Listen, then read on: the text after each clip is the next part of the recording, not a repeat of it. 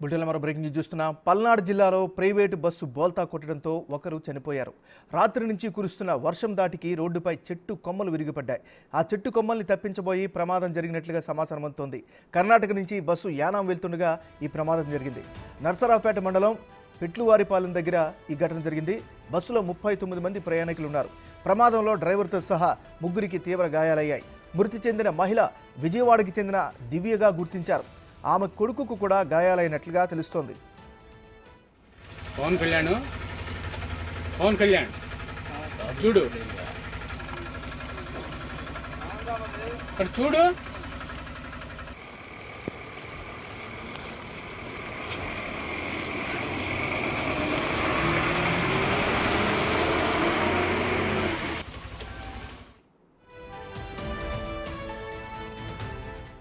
బులెటిన్లో మనం breaking news చూస్తున్నాం. పల్నాడు జిల్లాలో ప్రైవేటు బస్సు బోల్తా కొట్టడంతో ఒకరు చనిపోయారు. రాత్రి నుంచి కురుస్తున్న వర్షం దాటికి రోడ్డుపై చెట్టు కొమ్మలు విరిగిపడ్డాయి. ఆ చెట్టు కొమ్మల్ని తప్పించబోయి ప్రమాదం జరిగినట్లుగా సమాచారం అందుతుంది. ఈ ప్రమాదానికి సంబంధించినటువంటి మరింత సమాచారాన్ని మరిపోతే సాయిశంకర్ అందిస్తారు. సాయిశంకర్, చెప్పండి, ప్రస్తుత పరిస్థితి ఏంటి? గాయపడ్డ వారెవరు?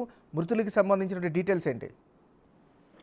నర్సరావుపేట మండలం పెట్లూరు వారి పాలెం వద్ద ప్రైవేట్ ట్రావెల్స్ బస్సు కర్ణాటక నుంచి యానం వెళ్తున్నట్లు తెలుస్తుంది. మొత్తం ఈ బస్సులో 39 మంది ప్రయాణికులు ఉన్నట్లు కూడా సమాచారం అందుతుంది.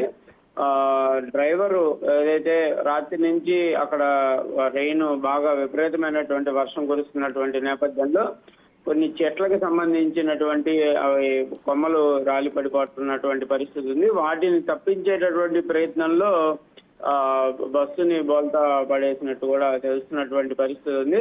ఒక మహిళ కూడా అక్కడికక్కడే చనిపోయినట్లు కూడా గుర్తిస్తున్నారు. మరో 19 మందికి స్వల్ప గాయాలైనట్లు తెలుస్తుంది.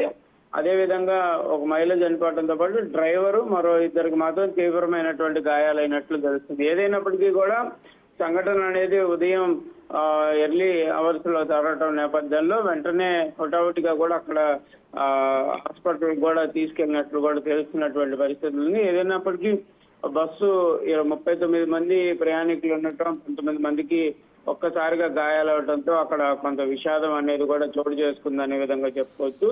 చనిపోయినటువంటి మహిళ విజయవాడకు సంబంధించి దివ్యగా కూడా చెప్తున్నటువంటి పరిస్థితులు ఉన్నాయి. ఆమెతో పాటు వాళ్ళ అబ్బాయి 10 సంవత్సరాల అబ్బాయి కూడా ఉన్నట్లు తెలుస్తుంది. అతనికి మాత్రం స్వల్ప గాయాలైనాయి.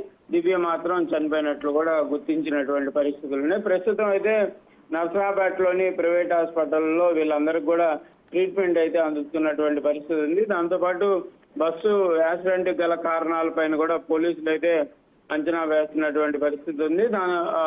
ఎవరైతే ఈ ప్రయాణంలో పాలయ్యారో వాళ్ళకి సంబంధించినటువంటి కుటుంబ సభ్యులందరూ కూడా పోలీసులు అయితే ఇన్ఫర్మేషన్ ఇస్తున్నటువంటి పరిస్థితులు కనిపిస్తున్నాయి. ఏదైనప్పటికీ కూడా గత 2 రోజుల క్రితం చిలకలూరుపేటలో కూడా బస్సు యాక్సిడెంట్ అవటం, ప్రస్తుతం నర్సరావుపేట దగ్గర యాక్సిడెంట్ అవటం, వరుసగా కూడా ప్రైవేట్ ట్రావెల్స్ కి సంబంధించినటువంటి బస్సులు ఏదైతే బోల్తా పట్టం కానీ లేకపోతే యాక్సిడెంట్లకు గురవడం పైన మాత్రం తీవ్రమైనటువంటి ఆందోళన మాత్రం వ్యక్తమవుతున్నటువంటి పరిస్థితులు అయితే కనిపిస్తున్నాయి ఏమన్నారు. Thank you Sai.